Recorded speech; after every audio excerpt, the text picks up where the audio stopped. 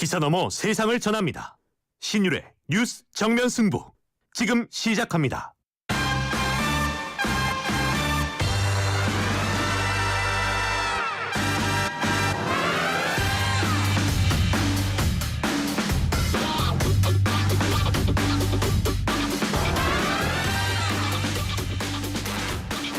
청취자 여러분 안녕하십니까. 신율의 뉴스 정면 승부 진행을 맡고 있는 명지대학교 정치외교학과 신율입니다.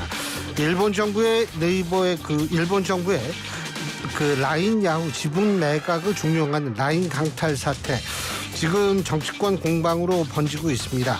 민주당은 친일을 넘어서 매국이라면서 정부에 대한 전방위적인 압박에 나섰고요.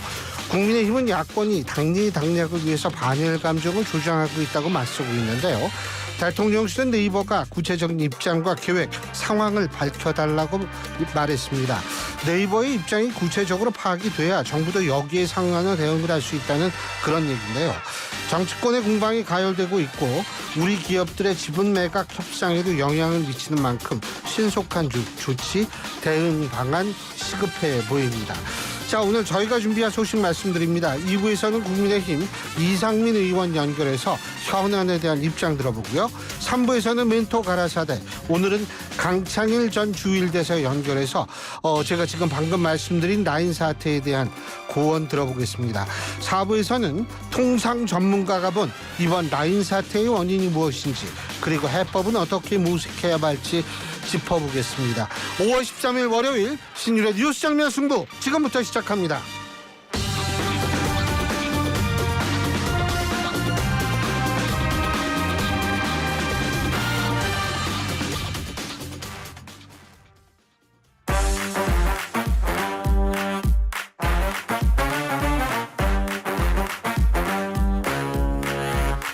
예, 신율의 뉴스 정면 승부 언제나처럼 오늘 하루 중에 정치 뉴스 여러분들께 말씀드리고 함께 생각해보는 뉴스 인앤아웃으로 시작할 텐데요. 오늘 기다리시는 분 많았을 것 같아요. 이우영 아나운서가 오늘 훈련 갔죠. 자, 이태원 아나운서와 함께 하겠습니다. 어서 오십시오. 안녕하세요, 이태원입니다. 예, 진짜 굉장히 오랜만에 봤어요. 네, 작년 한 12월 초에 그때 국민의힘이 선대위 띄울까 할 때 그때 제가 왔었기 때문에 거의 한 잘하시는구나. 5개월 정도가 흘렀습니다. 예, 야, 그렇구나. 이우영 아나운서한테 좀 더 이 빈번하게 자리를 비우라고 하겠습니다. 오늘 어떻게 이우영 아나운서가 자리 비우는 건 예고가 돼 있었나요? 그럼요. 지난주 금요일부터, 왜냐면 기다리시는 분이 많기 때문에. 아이고, 오래간만. 우리 청취자 여러분이 또 어떻게 생각하실지 여러분의 의견 우물정 0945 샵 0945로 보내주시면 제가 방송뿐만이 아니라 여기 그 제작진에게도 제가 영향을 미치겠습니다. 짧은 문자 50원, 긴 문자 100원의 유료 문자임을 말씀을 드립니다.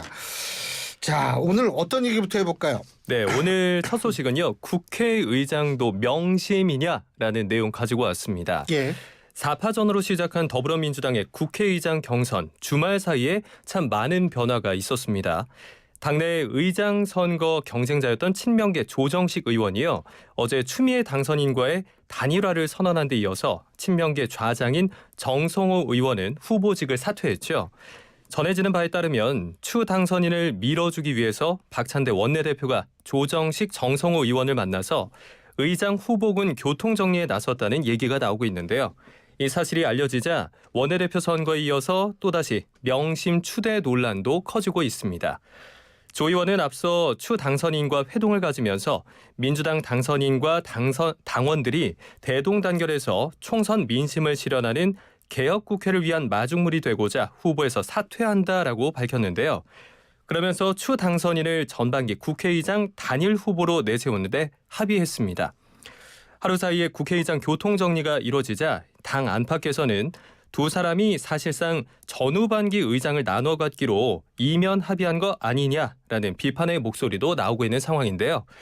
익명의 민주당 핵심 관계자는 이재명 대표의 의중이 사실상 추 당선인에게 있다는 소문이 퍼지면서 조 의원이 당내 선수 기준으로 최다선자가 의장에 오르는 관례를 내세워서 후반기 의장을 노리기 위해서 단일화에 합의한 것이라 이런 이야기가 나오고 있습니다. 그러니까 조정식 의원이 지금 6선이죠. 그래서 당내 선수 기준으로는 아마 후반기 의장을 노려볼 만하다라고 해석을 한 것 같고요. 또 5선의 정성호 의원도 어제 국회의장 경선 후보직 사퇴를 선언했습니다. 정 의원은 입장문을 통해서 그간 성심껏 도와주시고 지지해 주신 분들께 진심으로 감사드리면서 죄송하다라고 말했는데요. 한편 추 당선인과 맞붙게 된 후보는 이제 우원식 후보 한 명이 남았습니다. 오늘 SBS 라디오에 출연했어요. 그 자리에서 저야말로 진짜 친명이다 라면서 이재명 대표와의 그 관계를 좀 부각시켰는데요. 이재명 대표가 대통령 후보 경선할 때 본인이 선대위원장을 했고 또 거기다가 이재명 대표가 기본사회위원장인데 본인이 수석 부위원장이다 라면서 기본사회는 이 대표가 지향하는 미래가치다라고 강조했습니다. 자, 이렇게 앞서 말씀드린 대로 민주당 국회의장 경선이 4파전에서 이제 2파전으로 교통정리가 된 상황인데요. 원내대표 선거에 이어서 국회의장까지 명심 교통정리다라는 말이 나오고 있습니다. 이에 언론에서도 노골적인 명심은 추미애다라는 해석까지 나오고 있는데요. 현재 국회의장 경선 상황 어떻게 해석하고 계신지 뉴스 인앤아웃 부탁드립니다.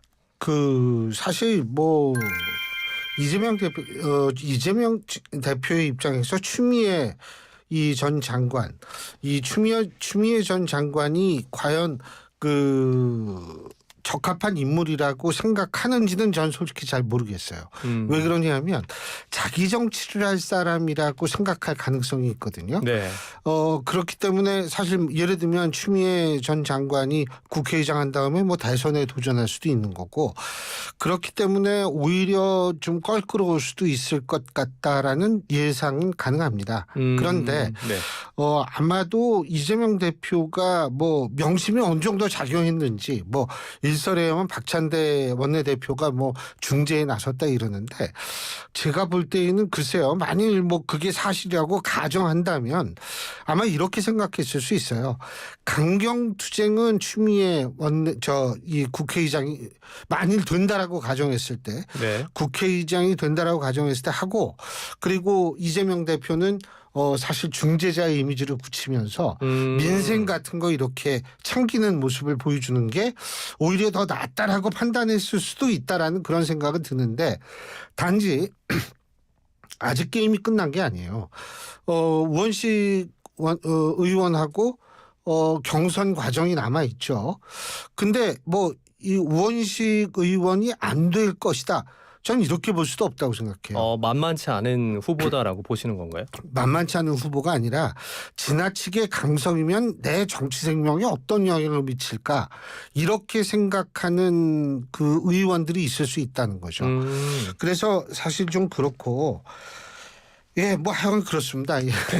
그러니까 지금 추미애 당선인 같은 경우에는 너무 강경한 이미지가 강해서 그게 오히려 역풍을 불러올 수 있다라는 말씀이신 그렇죠. 것 같은데 예. 네.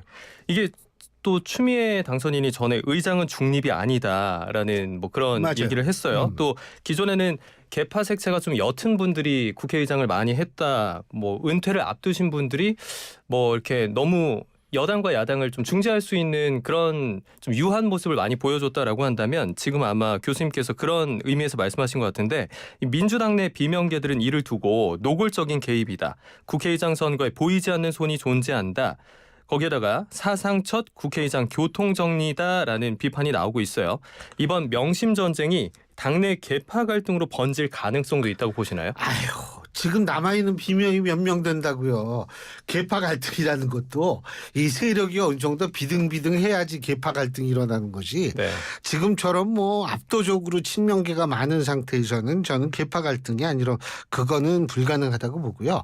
단지 저는 이걸 보면서 여러 가지 생각을 좀 하게 됐어요. 네. 국회법에 보면 국회의장 선거는 무기명 비밀투표로 하게 돼 있습니다. 국회 본회의에서. 그런데 지금 같은 경우에 무기명 비밀투표라는 의미는 뭐냐면 물론 모든 인사 관련 사안은 무기명 비밀투표로 하는데 네. 중요한 것은 뭐냐면 그렇게 하는 이유는 의원의 자율성을 최대한으로 보장하기 위했다는 얘기거든요. 근데 아무리 다수당이라 그래서 그 안에서 다 뽑아놓으면은 본회의가 가지고 기계적으로 찍기만 하는 거? 저는 사실 이거는 좀 본래 선거에 무기명 비밀투표라는 선거의 의미를 상당히 퇴색시키는 것은 아닌가 이런 생각이 들거든요. 네. 그래서 저는 사실 뭐냐면 이거 민주당 내에서도 이렇게 복잡하고 이런데 차라리 모든 사람 출마하게 하고서 진짜 국회 본회의 가서 무기명 비밀투표로 의원들한테 선택하게 하는 거예요. 이렇게 되면 뭐 중립을 안 지켜도 된다 뭐 이런 얘기. 사실은 국회의장의 정치적 중립이라는 것은 우리가 뭐 국회법이 2002년에 개정이 돼서 그때 이후부터 그렇다고 얘기를 하지만 국회의장이 정치적 중립이 안 되면 국회라는 게 민의의 전당이라고 얘기를 하는데 정치적 중립만 하면 민의의 전당이 아니라 진영의 전당이 돼버리거든요. 그러니까 저는 개인적으로는 좀 국회법에 명시된, 그러니까 국회의장 선출하는 그런 의미 이대로 좀 그 선거 본래적 의미를 회복한다는 차원에서라도 다 출마해라. 네. 그래도 저 민주당이 되죠. 그래도 민주당 후보가- 출마해가 되잖아요. 후보가 너무 많지 않을까요? 후보가 많아도 표가 갈린다 뭐 이런 위험성이 있지만 어쨌든 선거라는 건 원래 또 그런 리스크도 감내하고 하는 거기 때문에 저는 본래적 의미로서 국회의장 선출을 좀 했으면 좋겠다 그런 생각을 하죠. 네, 알겠습니다. 자, 다음 소식으로 한번 넘어가 볼까요? 다음 소식은 국힘 낙선자들 용산 재취업입니다. 윤석열 대통령이 총선 패배 이후 국정쇄신을 강조하면서 변화된 모습을 보이고 있는데요. 최근 이뤄진 인사에서 윤 대통령은 3실장 7수석 체제 집권 3년차 대통령실 3기 인선을 마무리하면서 비서관급 정비를 이어가고 있습니다. 민정수석을 신설하고 정무수석실을 국회의원 출신으로 재편하는 등 민심 수렴 기능 확충과 대국회 소통 강화 등의 방점이 찍혔는데요.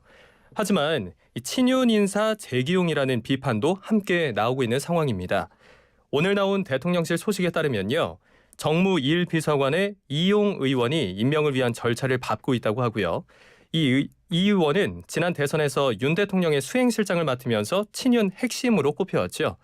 또 최근 4.10 총선에서는 경기 하남갑 후보로 출마했지만 추미애 더불어민주당 후보를 상대로 불과 1,199표 1.17%포인트 차로 석패한 적이 있습니다. 이와 함께 정무기획과 여론분석 등을 맡는 정무 2비서관에는 김장수 전 청와대 선임행정관이 그리고 지방자치행정 등을 담당하는 정무 3비서관에는 김명현 전 국민의힘 의원이 검토되고 있는데요. 김장수 전 선임행정관은 정진석 비서실장의 국회 부의장 시절에 정무비서관을 지냈고요. 이번 총선에서 충남 논산 계룡 금산에 공천을 신청했지만 당내 경선에서 낙천한 바 있습니다. 재선 의원 출신인 김명현 전 의원은 이번 총선에서 경기 안산병에서 낙선했죠. 또 홍철호 정무수석 역시 지난 총선에서 국민의힘 경기 김포을 후보로 출마했다가 낙선했고요.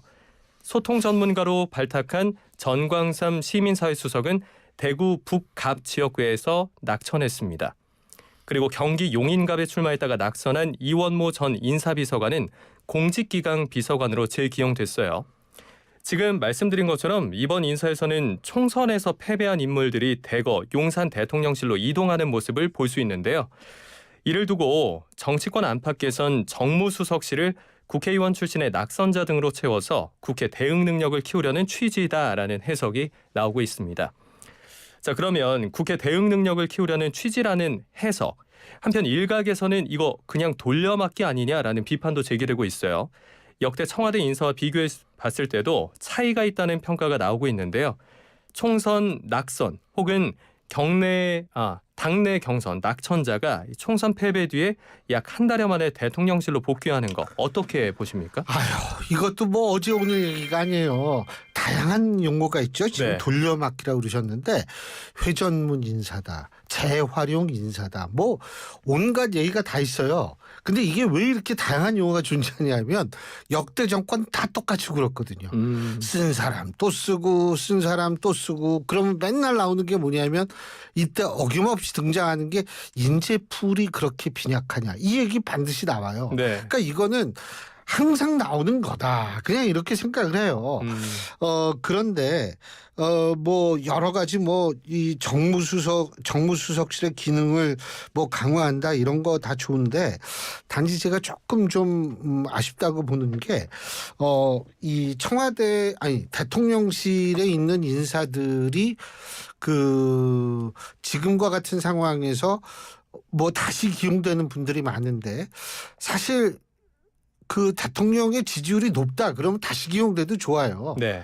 그런데 대통령의 지지율이 지금 한국갤럽 기준으로 이거는 제가 역대 대통령을 비교하는 거니까 이거를 다 중앙선거 여론조사 심의위원회 홈페이지를 참조하라는 말씀을 드릴 수가 없어요. 근데 역대 대통령 2년차 취임 2주년 지지율을 전부 봤을 때 최하거든요. 이렇게 된다면 글쎄 그렇게 같이 일을 했던 분들의 성과가 저는 뭐 대단하다라고 보기 힘든 것 아닌가라는 생각이 네. 들고 그래서 저는 개인적으로는 글쎄 뭐 이렇게 돌려막기 뭐 회전문 재활용 인사라는 게 어제 오늘 얘기는 아니지만 그 지금도 이렇게 해도 되나 좀 그런 생각은 갖죠. 네. 그리고 또 한편에서는 이 정치권에서 윤 대통령이 잇따라 측근을 기용하는 것과 관련해서 지금 계속 야당 측에서 나오고 있는 탄핵과 관련한 이야기 그리고 또 특검 전국을 고려해서 거대 야권과의 대치 전선을 좀 강화하려는 포석으로 보인다라는 해석도 나오고 있는데 여기에 대해서는 어떻게 봐야 될까요? 근데 지금 여권에서는 야권에서는 툭하면 탄핵을 얘기를 해요. 네. 그러니까 거부권 행사하는 것도 탄핵 이유가 된다. 뭐 차상병 이 특검 차상병 수사에 따라서 또 이게 탄핵거리가 된다. 근데 제가 뭐 헌법학자는 아니지만 제가 아는 범위 내에서 이거는 탄핵 사유는 아니라고 봐요. 어떻게 예의가 전개되든. 근데 어쨌든 탄핵 얘기를 계속 끄집어내고 그리고 이제 사실 이 야권에서 또 나오는 게 뭐냐면 임기 단축을 전제로 한 4년 중임제 개헌 뭐 이런 얘기도 나오잖아요. 네. 근데 전 이거는 제가 뭐 개인적이라기보다는 40년 넘게 정치학을 전공한 사람으로서 제가 말씀을 드리는데 박근혜 전 대통령 탄핵이 잘못됐다 잘됐다 이 얘기를 하는 것은 아니고 현상적으로 봤을 때 박근혜 전 대통령 탄핵이 우리 사회의 정치적 그리고 더 나아가서 정서적 양극화를 극대화시켰어요. 원래 정치적 양극화, 정서적 양극화가 제일 양극화가 된 나라가 어디냐면 미국이었거든요. 와, 우리가 미국을 앞질렀어요. 전 세계에서 이 통계적으로 보면 우리나라의 정서적입니다. 정치가 아니고 정서적 양극화가 1위예요. 네. 예? 그게 왜 그러냐면 박근혜 전 대통령의 탄핵이라는 게 그만큼 큰 사건이었거든요. 근데 그럼에도 불구하고 또 탄핵 얘기를 정치권 특히 공당이 탄핵 얘기 끄집어내고 뭐 임기 단축을 공공연히 얘기 이거는 사실 전 아니라고 생각해요. 그리고 제가 한 가지 참고적으로 말씀드렸는데 대통령제를 유지하는 가장 중요한 기둥 중에 하나가 임기제예요. 네. 많은 분들은 임기제 아무것도 아니라고 생각하는데 대통령제 여러분 정치학 교과서를 한번 찾아보십시오. 가장 중요한 기둥 중에 하나가 임기제거든요. 근데 우리나라는 뭐냐면 그 임기를 그냥 아무렇지도 않게 흔들려고 하는 말들을 마구 던져대고 있어요. 자, 그렇게 하려면 대통령제 하지 맙시다. 내각제로 갑시다. 내각제 하면은요 수상의 임기는 헌법 사안이 아니기 때문에 지지율 낮으면은 총선 선거 다시 하면 돼요. 예? 뭐 흔들고 불안할 거 할 것도 없어요. 자신들이 가져갈 수도 있잖아요. 근데 왜 대통령제 하자 그러면서 이 대통령제를 유지하는 가장 중요한 근간이 임기제를 흔드냐 이거예요, 제 얘기는. 네. 그게 좀 이거는 앞뒤가 안 맞는 얘기가 아닌가 저는 개인적으로 그렇게 생각합니다. 네. 알겠습니다. 자, 이렇게 두 번째 주제까지 의견을 들어봤고요. 이제 세 번째 주제로 넘어가 보겠습니다. 다음 소식은 명품백 최재형 목사 소환 관련 소식입니다. 김건희 여사에게 명품백을 건넨 당사자죠. 최재형 목사가 오늘 오전 검찰에 출석했습니다. 최재형 목사는 검찰에 출석하면서 사건의 본질은 명품백 수수 여부가 아니라 김 여사가 대통령의 권력을 사유화한 것이다라고 주장을 했는데요. 그러면서 아무것도 받지 않았으면 아무 일도 일어나지 않았을 것이다 라고 덧붙이기도 했습니다. 벌써 인터넷에서 이 문구가 계속해서 이제 밈처럼 막 확산되고 있어요. 최 목사는 명품백 외에 향수나 서적, 전통주를 준 적이 있다고 주장하고 있는데요. 오늘 검찰 조사에서는 직무 관련 청탁이 오고 갔는지 여부와 또 가방을 건넨 구체적인 경위가 쟁점이 될 것으로 보이고 있습니다.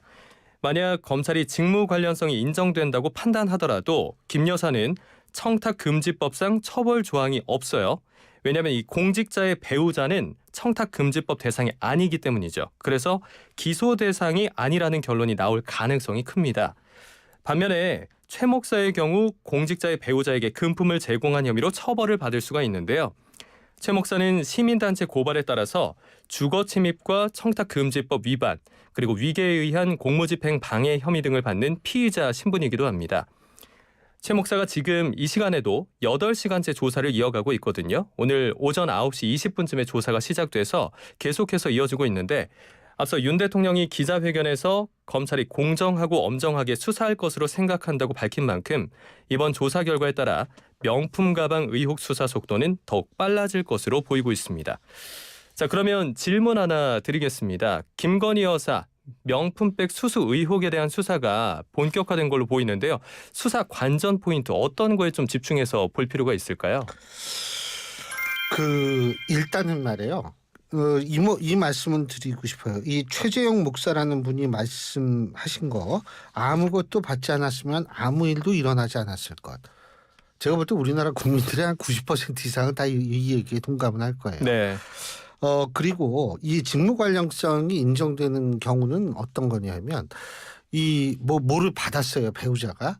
이걸 받은 사실을 이 공직을 가진 이 배우자가 또 인지를 하고 그거 대신에 뭔가를 해주면은 이거는 직무 관련성이 형성이 되죠. 근데 그걸 인지하면 바로 신고해야 되지 않나요? 그렇죠. 그리고 또 한 가지는 뭐냐면 그거를 그건 뭐 어떻게 증거가 나올 수가 없는 거죠. 네.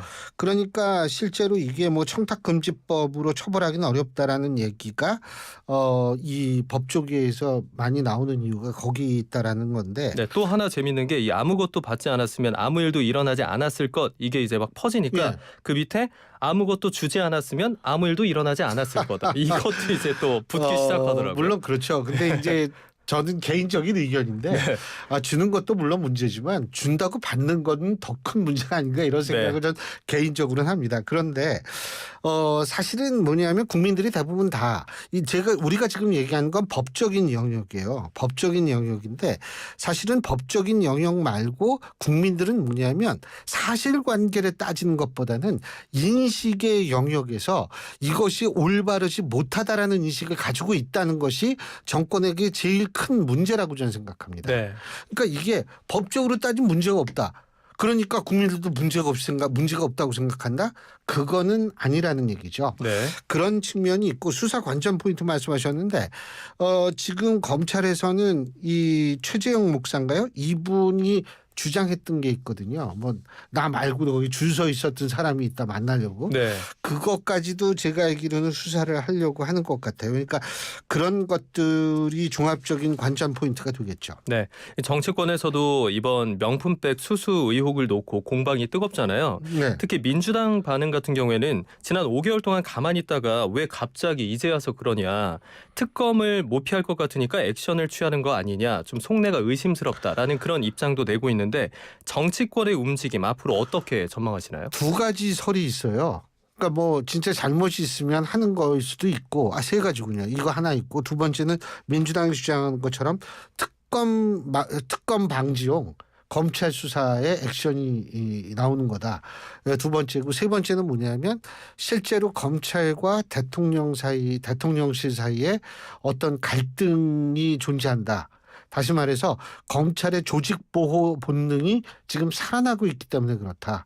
근데 이제 그렇게 주장하는 측은 이 세 가지 중에 마지막 세 번째 주장하는 측은 뭐냐면 대통령 지지율이 사실 역대 최저이기 때문에 그런 상황에서 이제 조직보호 본능이 일어날 수밖에 없다. 네. 이런 이제 의견으로 나오는 건데 글쎄요, 뭐 어떤 게 해당될지는 모르겠습니다만 수사 결과가 어떻게 나오는지 그런데 그게 납득할 만한 그러니까 국민들이 공감할 만한 납득이라보다 공감할 만한 결과가 나올지는 전 잘 모르겠어요. 네. 인식의 영역과 사실의 영역이 너무나 이 사건은 괴리가 너무 크기 때문에. 네. 예. 그리고 오늘 뉴스 정면 승부 방송 시작하기 한 한두 시간 전쯤에 속보로 나온 기사 중에 하나가 검찰 고위급 간부 인사 관련 소식이 있었습니다.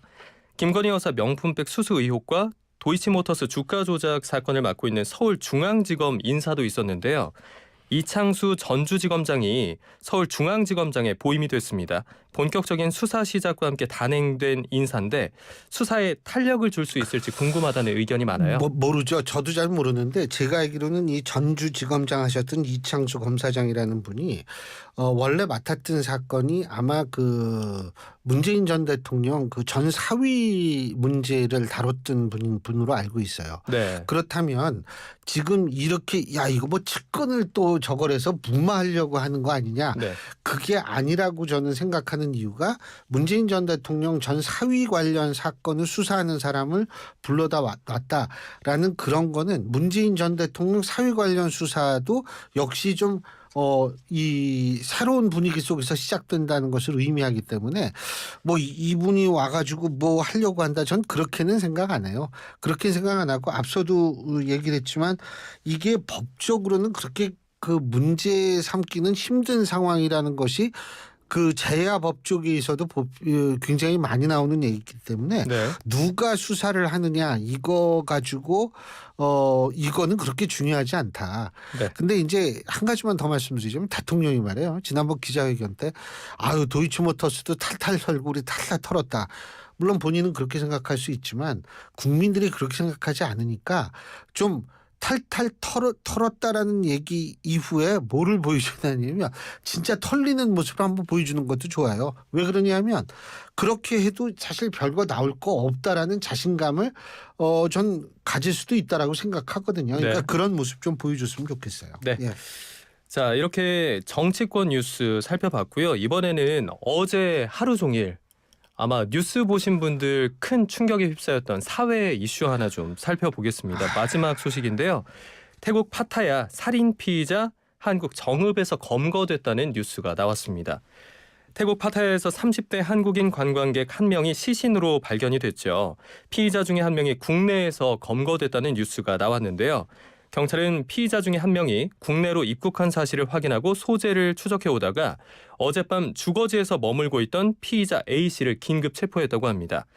앞서 현지 시각으로 어제 태국 주재 한국대사관과 현지 매체 까오소 등 이 여러 주체에 따르면요.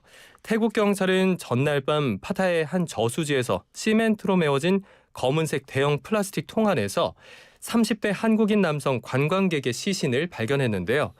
지난 7일 피해 남성의 어머니는 아들이 마약을 버려서 자신들에게 손해를 입혔으니까 300만 바트, 우리 돈으로 1억 1천만 원을 몸값으로 내놓으라는 전화를 받았고요. 만약 이 돈을 주지 않으면 아들이 살해당할 것이다라는 협박을 받았다고 합니다. 이 전화를 받고 나서 이 피해자의 어머니가 태국 주재 한국 대사관에 신고를 했고요. 한국 대사관의 협조 요청에 따라서 현지 경찰은 수사팀을 꾸려서 피해 남성의 행방을 추적해서 저수지에서 시신을 결국 찾아내게 된 건데요. 근데 이게 행적을 타임라인 순으로 보면 지난달 30일에 여행 목적으로 태국에 입국을 했고요. 전화 협박을 받은 시점은 지난 7일입니다. 그런데 수사를 해봤더니 이 남성이 사망한 시각은 4일로 추정이 돼요. 그러니까 이미 죽이고 나서 협박 전화를 한 게 아니냐라고 추정이 되고 있는 겁니다. 한편 붙잡힌 피의자 1명 외에 공범 2명은 태국에서 아직 출국 사실이 확인되지 않았거든요. 그래서 경찰이 현지 경찰과 함께 국제 공조 수사를 이어가고 있다고 합니다. 자, 이번 이 사건으로 인해서 많은 분들이 충격을 받으셨고 또 영화의 한 장면이 생각난다라는 그런 반응들이 많이 있는데 교수님은 이 소식 듣고 어떤 생각을 하셨을지 궁금합니다. 일단은 지금 이 범인 한 명은 잡혔잖아요. 네. 근데 2명은 제가 알기로는 한 명은 캄보디아로 갔고 한 명은 라오스로 간 걸로 알고 있어요.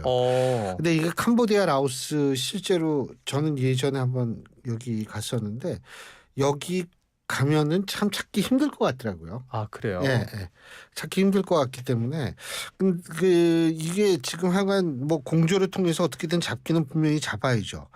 그리고 지금 이게 한 명 잡힌 사람한테 최소한도 좀 알아내야 될 게 이게 잔혹 범죄거든요. 맞습니다. 막 손가락도 다 절단했다 뭐 이런 보도도 있고 이게 뭐 그러니까 죽기 전에 그렇게 했는 건가 후라는 건가 이거는 사실은 제가 볼 때 부검하면 그건 어느 정도 나오거든요. 근데 이게 하여간 굉장히 끔찍한 사건이 더군다나 그 콘크리트로 통에 넣어서 콘크리트로 이걸 다 봉해가지고 저수지에 빠뜨렸는데 그 탈북 경찰이 이번에 굉장히 저는 수사 잘했다고 봐요. 그거 찾기 힘든데 그것도 찾고. 그러니까 이 사람들이 지금 이런 건데 제가 볼 때 이런 사람들 잡지 않으면 또 이런 유사한 일 벌입니다. 네. 캄보디아든 라오스든 지구 끝까지 가서 반드시 잡아야겠죠. 예, 여기까지 하죠. 오늘 수고하셨습니다. 네, 고맙습니다. 예, 지금까지 이태연 아나운서와 함께했습니다. 농부의 마음은